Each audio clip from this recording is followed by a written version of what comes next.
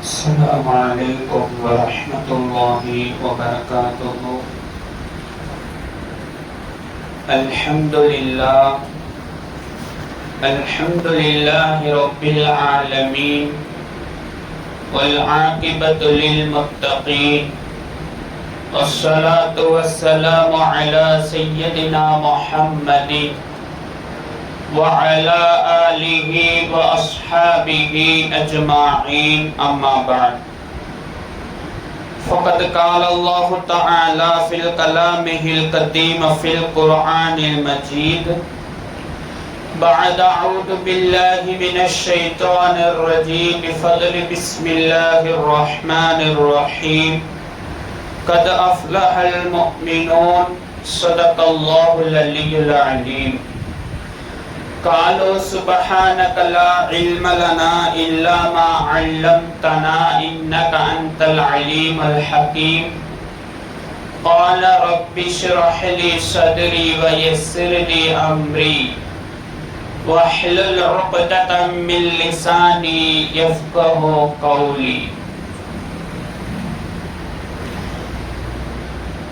எல்லா புகழும் புகழ்ச்சியும் அல்லாஹ் ஒருவருக்கே உரித்தாகட்டுமாக. அவனால் அனுப்பப்பட்ட கண்மணி நாயகம் ஹதரத் முஹம்மது ரசூலுல்லாஹ் ஸல்லல்லாஹு அலைஹி வஸல்லம் அவர்கள் மீதும் அவர்களினுடைய வாழ்க்கையை பின்பற்றி வாழ்ந்த உத்தம சத்திய சஹாபாக்கள், நல்லோர்கள், வலிமார்கள், குறிப்பாக இத்தருணத்தில் அமர்ந்திருக்கும் வர இருக்கும் அனைத்து தொழுகையாளர்கள் மீதும் அல்லாஹ்வினுடைய சாந்தியும் சமாதானமும் என்றென்றும் இன்றே என்றும் நிலவட்டுமாக. ஆமீன் ஆமீன் யா ரப்பல் ஆலமீன். அல்லாஹ் சுப்ஹானஹு வ தஆலா தனது திருமறையாம் குர்ஆனில் மனித குலத்திற்கான வழிகாட்டுதல்களை, பல்வேறு செய்திகளை இறக்கி வைத்திருக்கின்றார். அவற்றில் மிக முக்கியமானது, இந்த உலக வாழ்க்கையில் ஒரு மனிதன் எப்படிப்பட்ட பண்புகளில் பின்பற்ற வேண்டும், அவன் மறுமையிலும் இம்மையிலையும் மறுமையிலையும் உண்மையாக வெற்றியாளராக எப்படி மாற வேண்டும் என்பதையெல்லாம் அல்லாஹ் சுப்ஹானஹு வ தஆலா குர்ஆனில் நமக்கு சொல்லி காட்டியிருக்கின்றான். 18வது ஜுஸுவினுடைய ஆரம்பத்தில் அல்லாஹ் தஆலா சொல்லுவான், கத் அஃப்லஹல் முஃமினூன், திட்டமாக முஃமின்கள் வெற்றி பெற்று விட்டார்கள் என்று மிக முக்கியமான சில விஷயங்களை அடுத்து சொல்லுவான். அந்த பண்புகள் எல்லாம் எந்த முஃமினிடத்தில் இருக்கிறதோ, எந்த முஃமின் அந்த பண்புகளை எல்லாம் வைத்திருக்கிறாரோ அவர் வெற்றி பெற்று விட்டார் என்பதாக அல்லாஹ் தஆலா குர்ஆனில் சொல்லி காட்டுவான். உமர் ரலியல்லாஹு தஆலா அவர்கள் அறிவிக்கிறார்கள், நபி ஸல்லல்லாஹு அலைஹி வஸல்லம் அவர்களுக்கு வஹி வருகிற பொழுது அவர்களின் முகத்திற்கு அருகில் தேனீகளின் சத்தத்தை போன்று நான் கேட்டு இருக்கின்றேன். ஆனால் ஒரு நாள் மட்டும் ரசூலுல்லாஹி ஸல்லல்லாஹு அலைஹி வஸல்லம் அவர்கள் வஹி வந்தக்கப்புறம் சிறிது நேரம் அமைதியாக இருந்தார்கள். அப்போது பின்னர் நபி ஸல்லல்லாஹு அலைஹி வஸல்லம் அவர்கள் கிப்லாவை முன்னோக்கி கையை உயர்த்தி துஆ செய்தார்கள். நிச்சயமாக எனக்கு துஆ செய்துவிட்டு பெருமானார் ரசூலுல்லாஹி ஸல்லல்லாஹு அலைஹி வஸல்லம் அவர்கள் சொன்னார்கள், நிச்சயமாக எனக்கு 10 வசனங்கள் இறக்கப்பட்டிருக்கின்றது.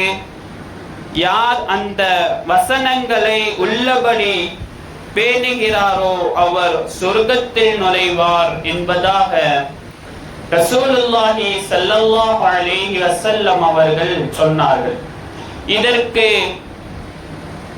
ஹதீஸினுடைய வல்லுனர்கள் இந்த ஹதீஸுக்கு விளக்கம் எழுதுகிற பொழுது இப்படியும் சொல்லி இருக்கிறார்கள்.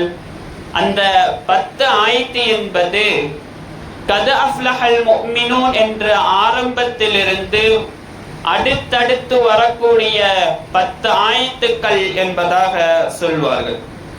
அல்லாஹ் சுப்ஹானஹு வ தஆலா வெற்றி பெற்ற முஃமின்கள் என்று சொல்லிவிட்டு அடுத்து சொல்லுவான், அல்லதீன ஹும் ஃபீ ஸலாத்திஹிம் காஷியூன்.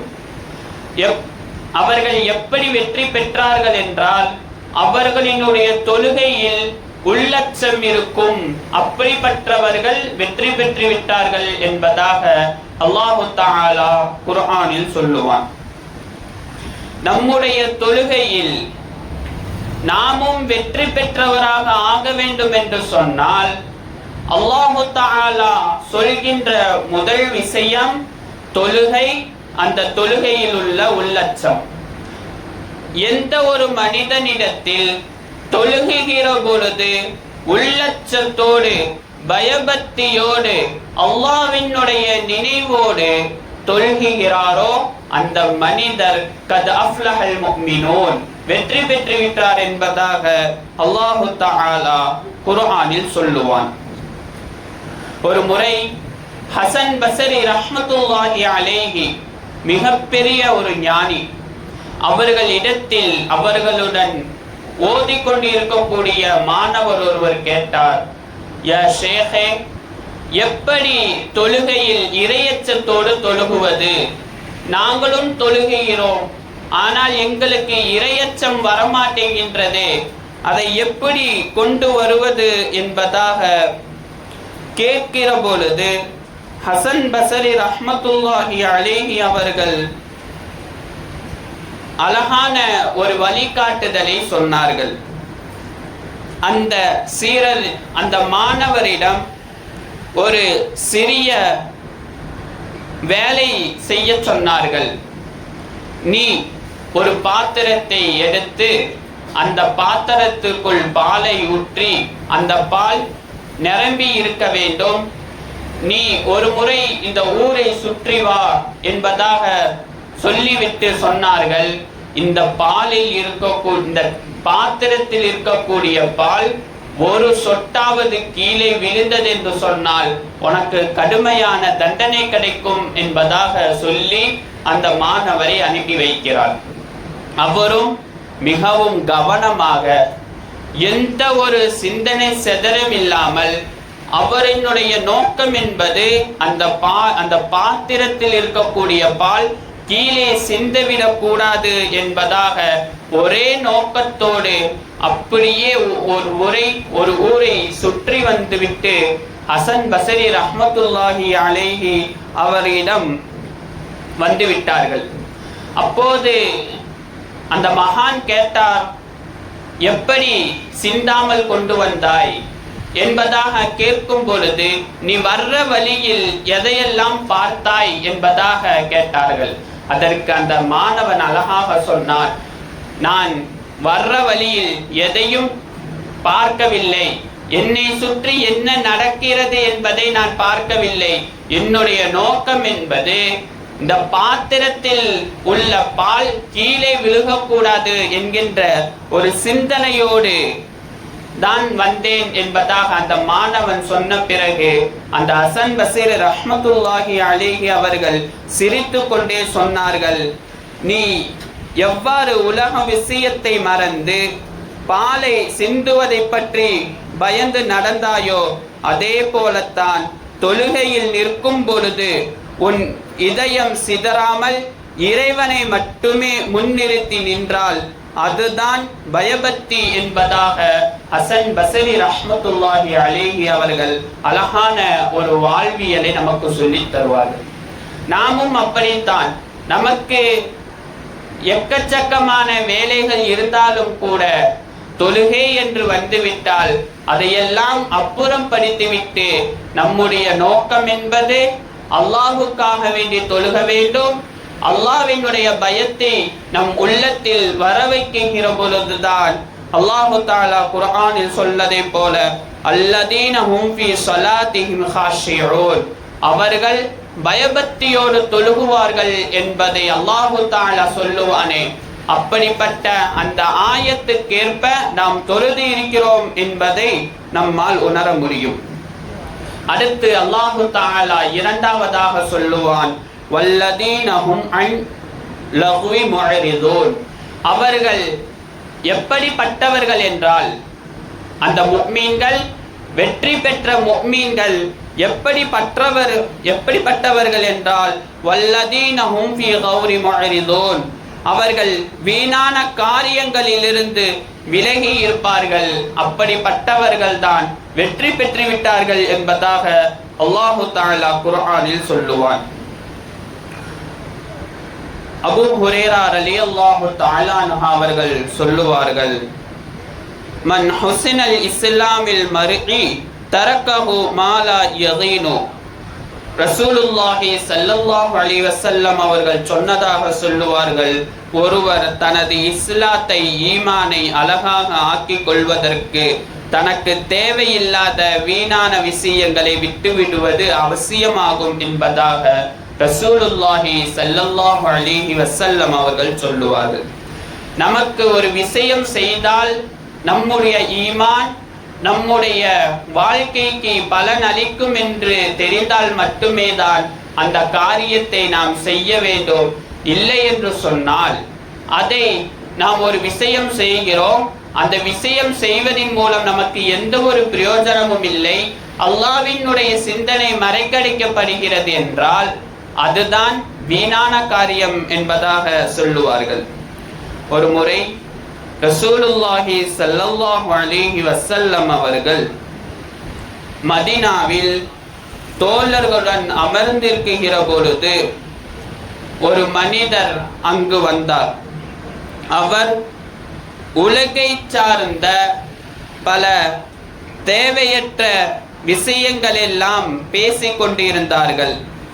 அப்போது ரசூலுல்லாஹி ஸல்லல்லாஹு அலைஹி வஸல்லம் அவர்களை பார்த்து புன்னகைத்து விட்டு சொன்னார்கள், உங்களுக்கு தேவையில்லாத விஷயங்களை பற்றி பேசுவதை விட உங்களை மட்டுமே சார்ந்த விஷயங்களை நீங்கள் கவனம் செலுத்தினால் அது உங்களுக்கு பயனுள்ளதாக இருக்காதா என்பதாக கேள்வி கேட்டார்கள்.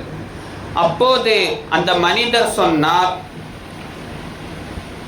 அவர் தனது தவறான போக்கை உணர்ந்து கொண்டு பிறகு ரசூலுல்லாஹி ஸல்லல்லாஹு அலைஹி வஸல்லம் அவர்கள் அந்த தோழருக்கு அழகான ஒரு விஷயத்தை சொன்னார்கள். ஒரு முஃமின் பேசினால் நன்மையாக பேசட்டும் அல்லது மௌனமாக இருக்கட்டும் என்பதாக ரசூலுல்லாஹி ஸல்லல்லாஹு அலைஹி வஸல்லம் அவர்கள் சொன்னார்கள். நாம் ஒரு விஷயம் பேசுகிறோம் என்று சொன்னால் அது நமக்கும் சரி பிறருக்கும் சரி அது பிரயோஜனம் தரும் என்றால் மட்டுமே தான் நாம் பேச வேண்டும். இல்லை என்று சொன்னால் அது வீணான பேச்சாக இருக்கும். அல்லாஹு தஆலா குர்ஆனில் சொன்னதை போல வல்லதீன ஹும் அன் லஹ்வி முஅரிதூன், அவர்கள் வெற்றி பெற்றவர்கள் யார் என்றால் வீணான காரியங்களில் ஈடுபட மாட்டார்கள் என்பதாக அல்லாஹு தஆலா குர்ஆனில் சொல்லுவான். அடுத்து அல்லாஹு தஆலா அடுத்தடுத்து சொல்கிற பொழுது சொல்லுவான் வல்லதீன ஹும் லிஸகாத்தி ஃபாயிலூன், அவர்கள் ஜகாத்தை கொடுக்கக்கூடியவர்களாக இருப்பார்கள். வல்லதீன ஹும் லிஃபுரூஜிஹிம் ஹாஃபிதூன், அவர்கள் தங்களினுடைய மறைக்க வேண்டிய விஷயங்களை மறைக்க வேண்டிய உறுப்புகளை விபச்சாரத்திலிருந்தும் மறைத்துக் கொள்வார்கள், பாதுகாத்துக் கொள்வார்கள் என்றெல்லாம் சொல்லிவிட்டு அல்லாஹு தஆலா கடைசியில் சொல்லுவான் வல்லதீன ஹும் அலா ஸலாத்திஹிம் யுஹாஃபிதூன், அவர்கள் தங்கள் தொழுகையையும் தவறாமல் கடைபிடித்து வருவார்கள் என்பதாக அல்லாஹு தஆலா 5 வசனங்களின் மூலமாக நமக்கு அழகான ஒரு விஷயத்தை சொல்லுவார்கள். இந்த 5 விஷயமும் தொழுகையில் இருக்கக்கூடிய பொழுது உள்ளச்சமும் வீணான காரியங்களிலிருந்து ஈடுபடுவதும் மூன்றாவது ஜக்காத், நான்காவது தன் உடலை பாவத்திலிருந்து பாதுகாத்தல், ஐந்தாவது தொழுகையை அந்த நேரத்தில் தொழுகக்கூடியவர். இந்த 5 விஷயங்கள் எந்த ஒரு மனிதத்தில் இருக்கிறதோ அந்த மனிதர் கத் அஃப்லஹல் முஃமினூன், அவர்கள் வெற்றி பெற்று விட்டார்கள் என்பதாக அல்லாஹு தஆலா குர்ஆனில் சொல்லுவார். அடுத்து கடைசியாக இதையெல்லாம் சொல்லி முடித்துவிட்டு அல்லாஹு தஆலா அந்த முஃமின்களுக்கு கிடைக்கக்கூடிய பலனை சொல்கிற பொழுது இப்படியும் சொல்வான், அல்லதீன யரிஸூனல் ஃபிர்தௌஸ ஹும் ஃபீஹா காலிதூன். அந்த 5 விஷயங்கள் எந்த மனிதரிடத்தில் இருக்கிறதோ அந்த மனிதர் கத் அஃப்லஹல் முஃமினூன், அவர்கள் வெற்றி பெற்று விட்டார்கள். வெற்றி பெற்றவர்கள் எங்கே இருப்பார்கள்? ஜன்னத்துல் ஃபிர்தௌஸ் என்கின்ற சொர்க்கத்தில் ஹும் ஃபீஹா காலிதூன், நிரந்தரமாக இருப்பார்கள் என்பதாக அல்லாஹு தஆலா குர்ஆனில் சொல்லுவான். இன்னமும் இந்த ஆயத்திற்கான விளக்கத்தை வலிமார்களிடம் கேட்கும் பொழுது அவர்கள் சொல்லுவார்கள், இந்த தொழுகையில் பணிவு என்பது அது உள்ளத்தை சுத்தப்படுத்தக்கூடிய ஒரு விஷயமாக இருக்கிறது. ஜக்காத்தும் செல்வத்தை கொடுப்பது என்பது அது வெளிப்புறத்தை சுத்தப்படுத்தும். அமானிதத்தை பாதுகாத்தல் என்பது ஒழுக்கத்தினுடைய தூய்மையாக இருக்கும் என்பதாக வலிமார்கள் எல்லாம் நமக்கு இந்த வசனத்தினுடைய ஆராய்ந்து நமக்கு சொல்லிக்கூடிய விஷயம். இந்த 5 விஷயங்கள் மட்டும் நம்மிடத்தில் இருந்தது என்று சொன்னால் நாம் தான் வெற்றியாளர்கள் என்பதாக அல்லாஹு தஆலா குர்ஆனில் சொல்லி இருக்கிறார். அப்படி என்றால் நம்மிடத்தில் இந்த 5 விஷயங்கள் இருக்கிறதா? இல்லை, இந்த 5 விஷயங்களில் ஏதாவது ஒரு விஷயம் என்னிடத்தில் இருக்கிறது என்பதை நாம் சற்று சிந்தித்து பார்க்க கடமைப்பட்டிருக்கின்றோம். 5 விஷயம் கூட வேண்டாம். இந்த 5 விஷயங்களில் நாம் சொன்ன இந்த 5 விஷயங்களில் ஏதாவது ஒன்று என்னிடத்தில் இருக்கிறது என்று சொன்னால் போதும், நிச்சயமாக அவர்களுடைய வாழ்வு என்பது வெற்றிக்குரிய வாழ்வாக இருக்கும். ஆனால் நாம் வாழக்கூடிய இக்காலகட்டத்தில் இந்த 5 விஷயங்களும் நம்மிடத்தில் வருவதற்கு, நாம் அதை பின்பற்றுவதற்கு மிகவும் சவாலான ஒரு விஷயம். தொழுகையில் உள்ளச்சம் இருக்காது. ஏனென்றால் நாம் அதை பற்றி யோசிப்பதில்லையே. ஏதோ வருகிறோம், தொழுகிறோம், சொல்கிறோம், செல்கிறோம் என்று மட்டும்தான் இருக்கின்றோம். நாம் தொழுகிற 2 ரக்காத், அந்த 2 ரக்காத்தில் அல்லாஹ்வினுடைய பயத்துடன் தொழுகிறோமா என்பதை நாம் சற்று சிந்தித்து பார்க்க கடமைப்பட்டிருக்கின்றோம்.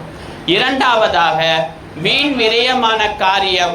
நாம் காலையில் எழுந்ததிலிருந்து இரவு படுக்கைக்கு செல்கிற வரையிலும் நாம் எவ்வளவு நேரம் வீணாக செலவழிக்கிறோம் என்பதையும் இந்த நேரத்தில் நாம் சற்று சிந்தித்து பார்க்க கடமைப்பட்டிருக்கின்றோம்.